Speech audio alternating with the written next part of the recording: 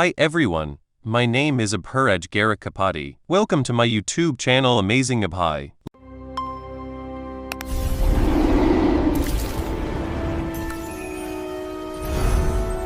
Choose your next adventure. Logan internally cursed him. Meanwhile, Triss continued glaring at him with an expression darker than before. As he walked out, he arrived at a disturbing conclusion. Logan had resisted every technique shown to him. The spiritual flames had failed. Even the soul blade hadn't broken him. This wasn't merely talent anymore. This was a threat. And in Old Man eyes, if Logan could not be brought under the Empire's control, then he would have to be eliminated. The chapter opened inside a quiet room where Triss' hands sat across from his disciple, calmly sipping tea. Sitting opposite him, Jerome carefully observed his master's face, before finally asking whether the troublesome matter from a few days ago had been resolved properly. He pointed out the hands still didn't look satisfied at all. As the conversation continued, the damage from that battle became impossible to ignore. Jerome's right eye was gone forever, leaving behind a permanent reminder of his defeat at Logan's hands. For a few moments, the old man remained silent. Then, with a faint tremble in the hand holding his teacup, he finally revealed what had been bothering him. Logan had actually endured the materialization of spirit. That technique belonged to a realm far beyond ordinary warriors. Yet, Logan had survived it despite not even being an aura user. That statement clearly disturbed Jerome, but instead of anger, frustration, or resentment, a confident smile slowly appeared on his face. He casually remarked that if Logan could withstand something like that, then it only proved Logan was worthy of being his rival. His confidence was so natural that it completely caught Hansby off guard. The old man stared at his disciple for a moment, unable to understand how someone who had suffered such a defeat could remain so composed. Most people would have been consumed by bitterness after losing an eye and suffering such humiliation before the Emperor. Jerome, however, seemed completely unconcerned by it. Then, his thoughts eventually drifted back to Logan. The boy's talent had already exceeded what should have been possible. Every time Hansby thought he had grasped the limits of Logan's potential, the young hero shattered those expectations once again. If Logan could be brought under the Empire's control, he would become an invaluable asset. But if he could not be controlled, then he represented a future threat, unlike any other. A part of Hansby believed it would be safer if Logan died. Yet, another part of him felt the exact opposite. Deep down, the old swordsman wanted to witness that future. He wanted to see what kind of legend Logan McLean would become, if allowed to continue growing without restraint. The thought both fascinated and troubled him. For perhaps the first time in many years, the first sword of the continent genuinely didn't know what he should do.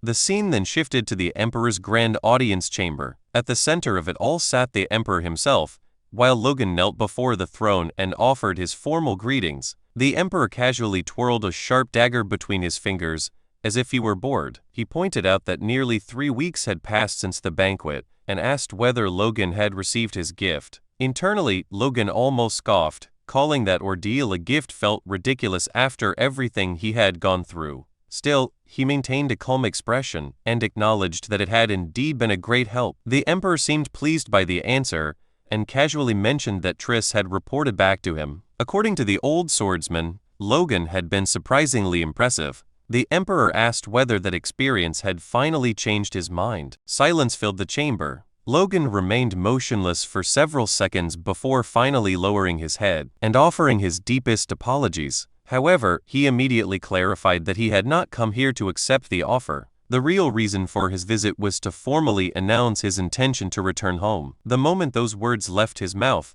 the atmosphere inside the audience chamber changed completely. A suffocating pressure spread through the room. Even the royal guards standing nearby visibly stiffened as the Emperor's mood shifted.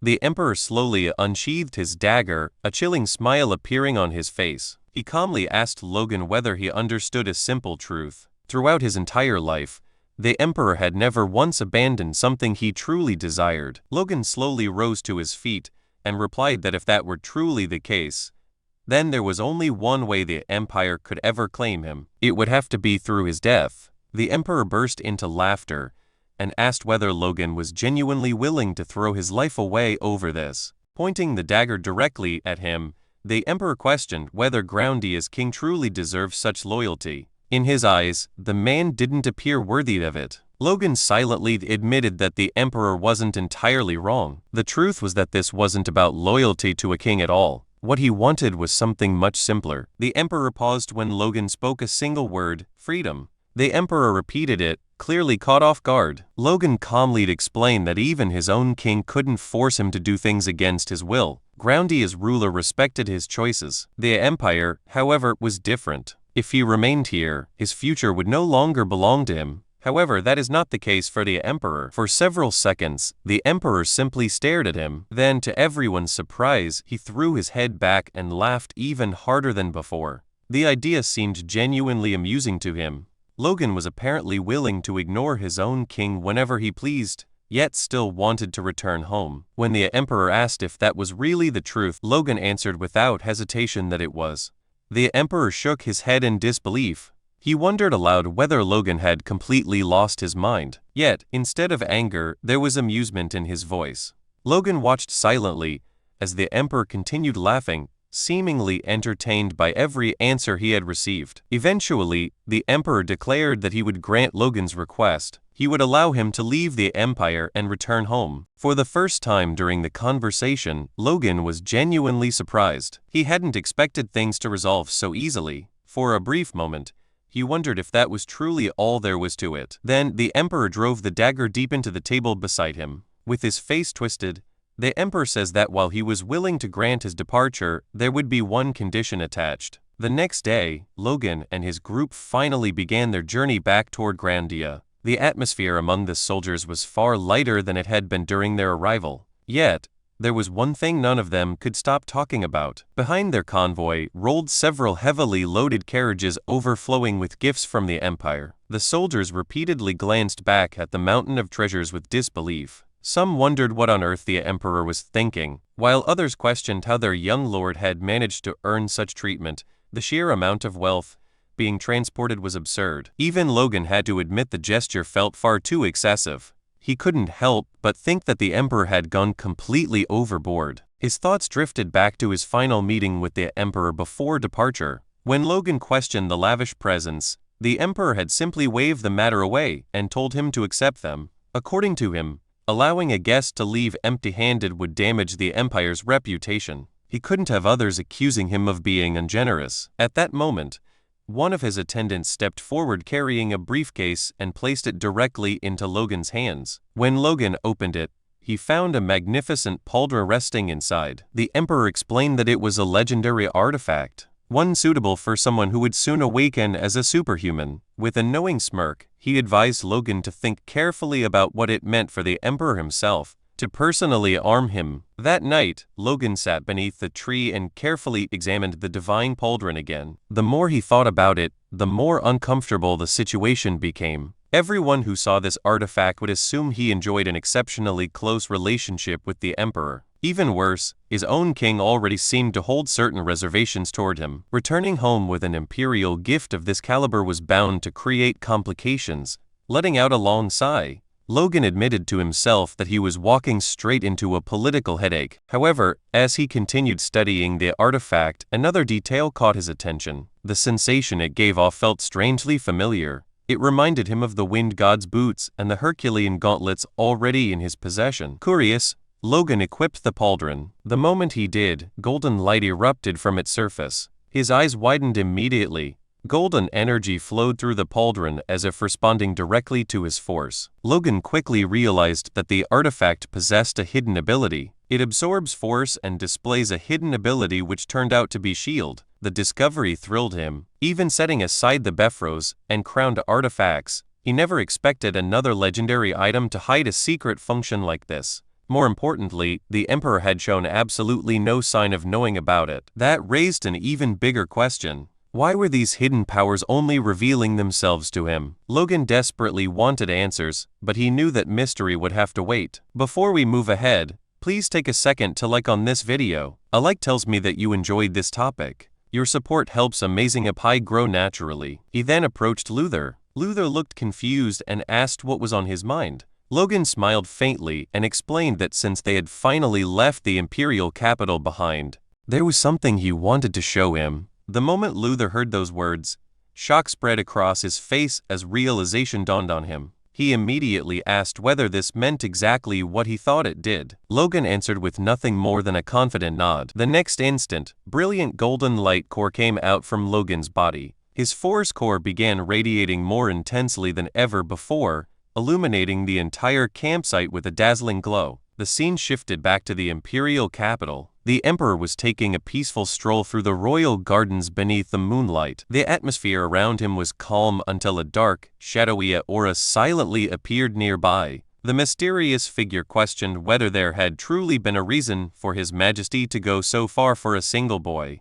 The emperor glanced toward the shadow and remained silent for a moment, and turned before asking whether it genuinely believed he had been excessive. The dark aura pointed out that even if the pauldron had been a useless artifact, showering that level of goodwill upon a knight from another nation was still far beyond normal. A satisfied smile appeared on the emperor's face. He replied that it wasn't excessive at all. Logan McLean was a man bold enough to openly provoke him within the imperial palace itself, to bend a will that stubborn. Such an investment was merely the minimum required. The shadow reminded him that Logan had ultimately refused anyway. Worse, there was a very real possibility that he would one day stand against the Empire as an enemy. The Emperor dismissed the concern. If that day ever arrived, he would simply crush him then. To him, the matter was that simple. The dark aura then shifted the conversation, informing him that the second Imperial Prince intended to take action in Grandia. The Emperor's expression changed slightly.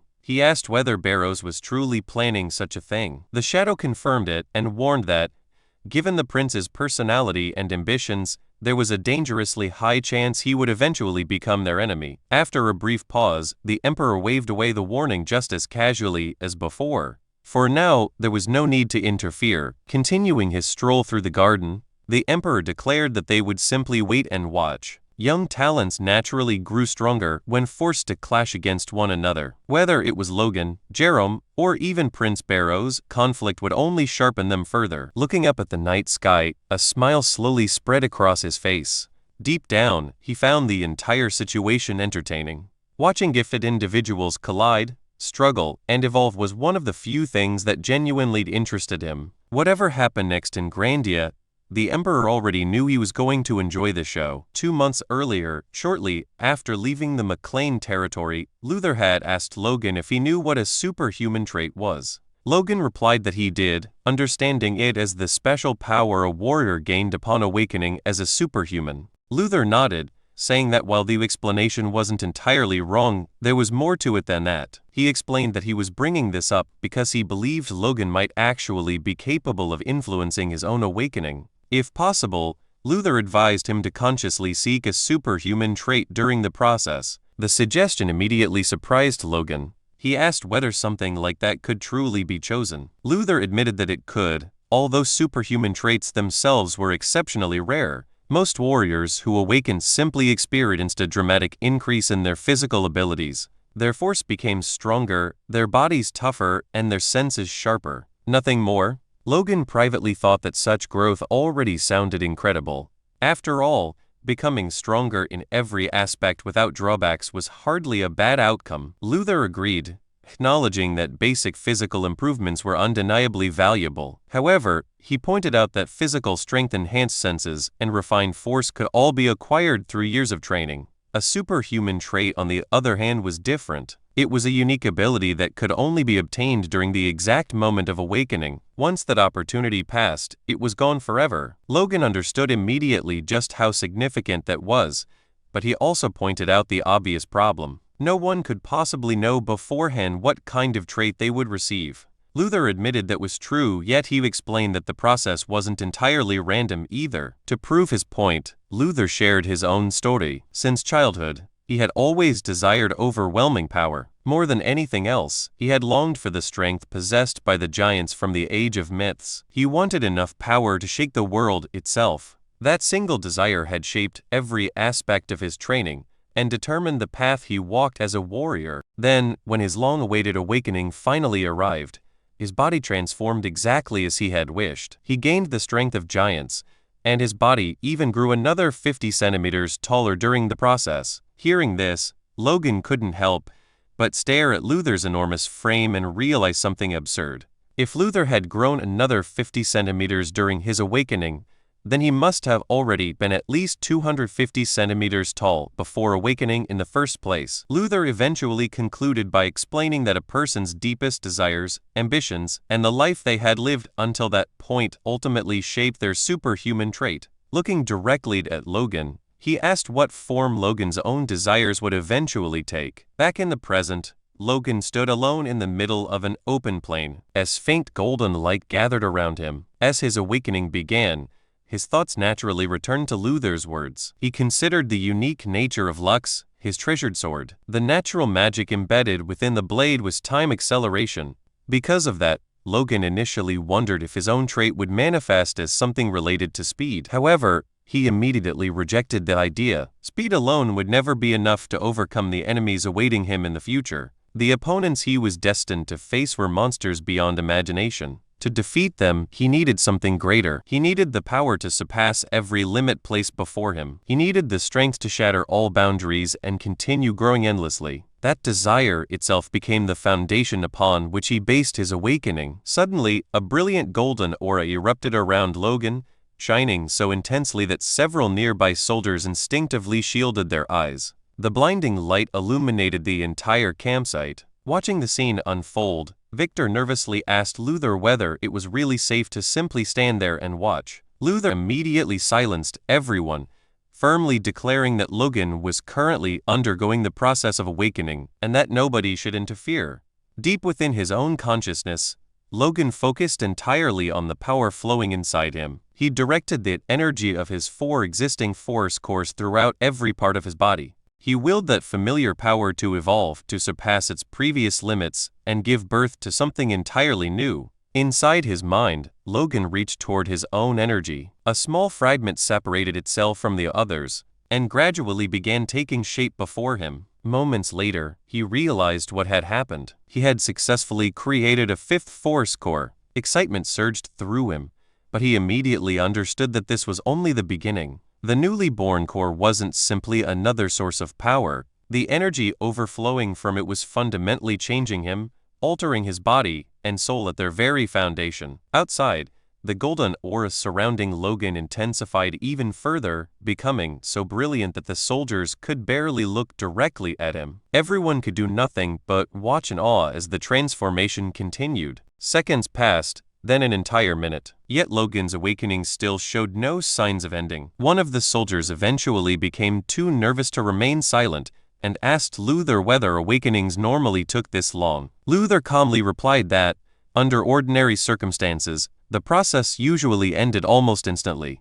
His answer shocked both Victor and the other soldiers. Panic immediately spread among them, and the soldier anxiously asked whether something had gone wrong. However, Luther quickly reassured everyone. His own awakening had also taken an unusually long time, so there was no need to panic yet. Luther quietly explained that a prolonged awakening likely meant only one thing. Logan wasn't simply awakening as a superhuman. He was undergoing a massive transformation. The entire night passed, and the soldiers eventually succumbed to exhaustion and fell asleep around the campsite. Suddenly, Victor's startled voice rang across the camp as he shouted Logan's name. The exhausted soldiers immediately woke up. Standing in the middle of the clearing was Logan. The brilliant golden light that had enveloped him throughout the night finally gone. Luther asked Logan if he actually succeeded. Logan answered with nothing but a confident grin. Before we move ahead, please take a second to share on this video. Sharing helps this video reach friends who may also enjoy anime, gaming, travel, cricket, chess, career basics, or personal stories. Your support helps Amazing Apai grow naturally. Raising one hand, he allowed a surge of power to flow through it. Before looking directly at Luther, rather than explaining with words, Logan declared that he would simply show him exactly what he had gained. The two warriors soon faced each other in the middle of the clearing. Luther observed Logan carefully from head to toe. Strangely, the boy didn't appear all that different. There were no obvious physical changes, nor did his presence feel overwhelmingly different at first glance. For a brief moment, Luther wondered if Logan had simply undergone an ordinary awakening without obtaining a superhuman trait. There was only one way to know for certain. Tightening his grip around his gigantic hammer, Luther suddenly charged forward with tremendous force. His massive frame crossed the distance in an instant. Yet Logan didn't move. He stood perfectly still, calmly waiting as the enormous hammer descended toward him. Even when the colossal weapon came within inches of crushing his skull, Logan showed no signs of panic. Instead, a faint smirk appeared on his lips. Then boom, a deafening explosion erupted throughout the clearing. Dust and shockwaves swept across the campsite, forcing Victor and the soldiers to shield their eyes. One soldier immediately panicked and shouted, asking whether their young lord had been struck. However, Victor narrowed his eyes and quickly realized the truth. Logan hadn't been hit at all. As the dust settled, everyone could clearly see cracks running across Luther's armor near his shoulder. The one who had taken damage was Luther. The giant himself stood frozen in place, unable to hide his shock. In that brief instant, when their weapons collided, Logan had effortlessly redirected the hammer's trajectory with a subtle twist of his sword. Then, before Luther could even react, Logan had already launched a counterattack. The entire exchange had occurred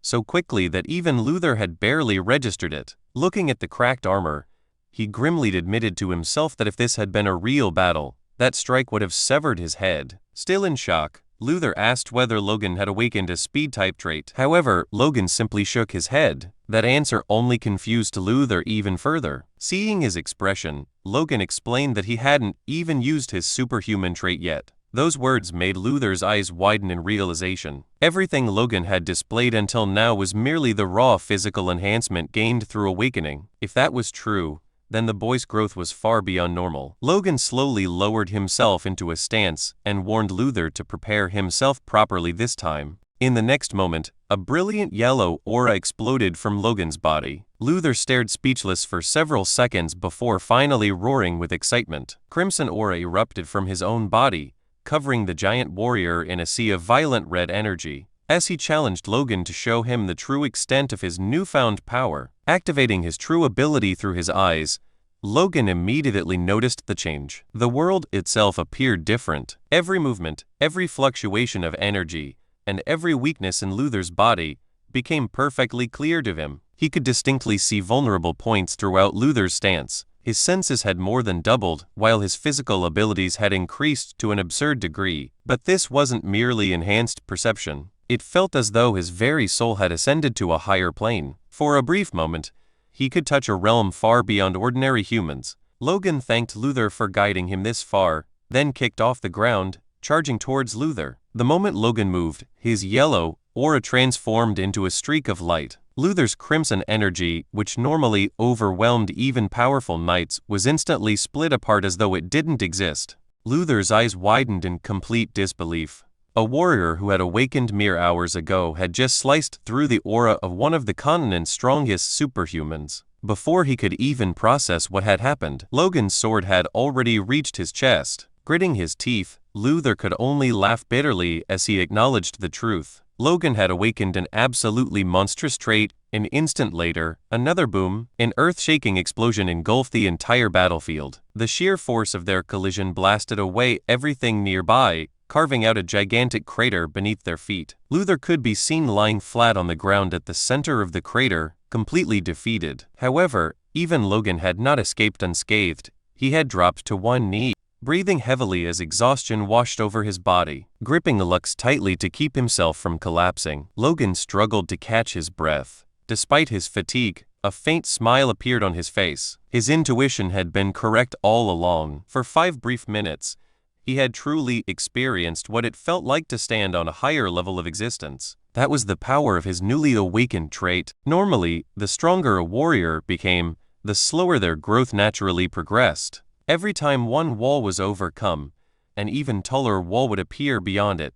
Such was the endless path of martial arts. However, Logan's trait allowed him to temporarily surpass those barriers altogether. For a short period, he could force himself into a realm beyond his current limits, reaching heights that should have been impossible for him. It was an absurd ability, one that completely defied common sense. Slowly forcing himself back onto his feet, Logan realized that he had awakened an absolutely monstrous trait. Not far away, Victor and the soldiers had been anxiously watching the entire battle from a safe distance. After seeing both men stop moving, They hesitated, wondering whether the duel had truly ended. Finally, Victor hurried toward him with a trembling voice and asked if his lord had truly become a superhuman. Logan looked at the worried faces surrounding him before breaking into a proud smile. He confidently confirmed that it was true. He had officially awakened as an aura user.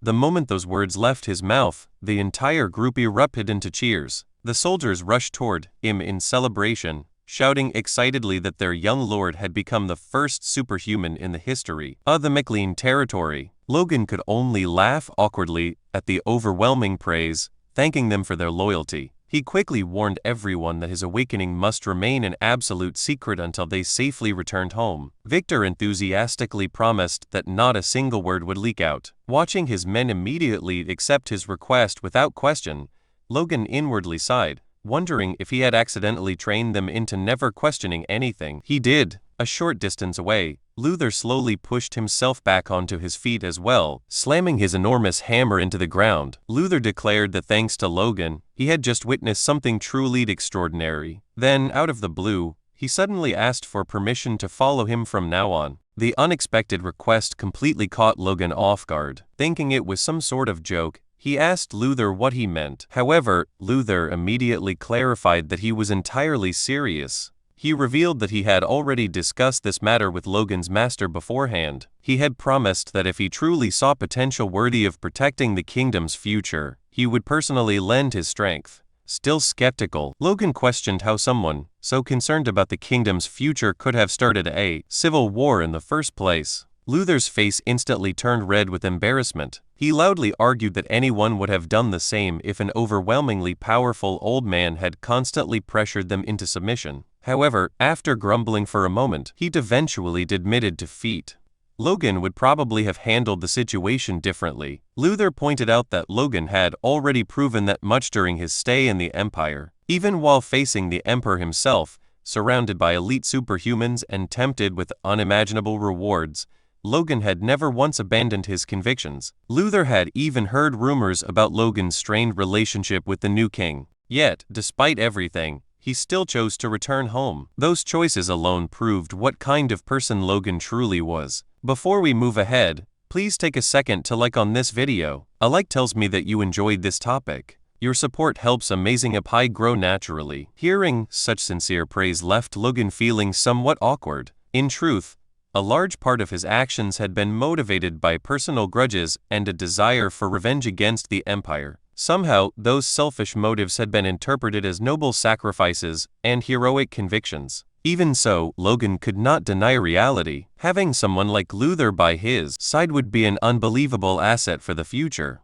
After a brief moment of silence, Logan extended his hand. Luther immediately grasped it firmly, and with that handshake, the strongest giant warrior officially joined the forces of the McLean family. Several days later, Logan once again arrived at the city of Luspelheim, where he was immediately greeted by a familiar face. The city's mayor, Demetri, welcomed him with the same exaggerated enthusiasm as before, spreading his arms wide as if greeting an old friend. Demetri loudly proclaimed that he had been eagerly awaiting Logan's arrival, and that it was an immense honor to host such a distinguished guest once more. He casually brought up the recent events in Assyrian, mentioning that news of the Emperor's favor toward Logan had already spread throughout the Empire. Demetri remarked that he had predicted this outcome from the very first moment he laid eyes on Logan. Hearing those words, Logan inwardly sighed. This man was exactly the same as before. No, he had somehow become even worse. Ever since receiving the Emperor's direct favor, everyone he met treated him differently. Every city along his journey had been filled with ambitious nobles, desperately trying to gain his attention. Some shamelessly introduced their daughters, while others invited him to endless banquets and private gatherings.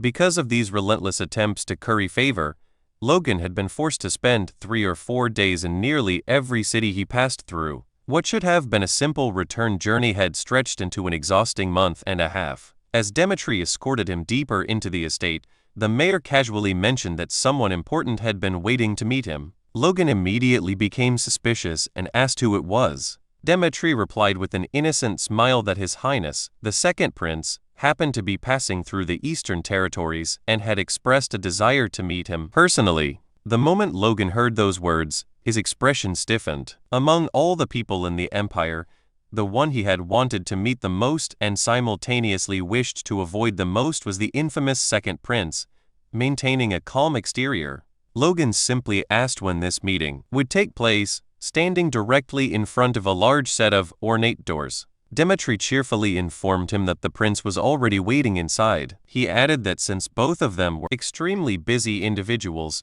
it was better to meet immediately rather than delay things further. Realizing he had been completely set up, Logan clenched his fist in irritation. However, before he could voice his displeasure, Dmitri had already opened the door and ushered him inside, with a bright smile, wishing the two of them an enjoyable dinner. As Logan stepped into the room, a handsome young man with refined features immediately turned his attention toward him. The prince carefully examined Logan's distinctive red hair and crimson eyes before smiling warmly. He commented that Logan looked exactly as described in the rumors and introduced himself as Barrows von Aries, the second imperial prince. Although the prince's smile appeared perfectly polite, Logan instinctively greeted him with caution. Approaching the table, he offered a respectful greeting and stated that it was an honor to meet His Highness, though he also questioned why someone of the prince's status was speaking so formally to an ordinary warrior. Barrows chuckled softly and explained that Logan was neither a subject of the Empire nor an ordinary knight. He was a prestigious guest, personally acknowledged by the Emperor himself.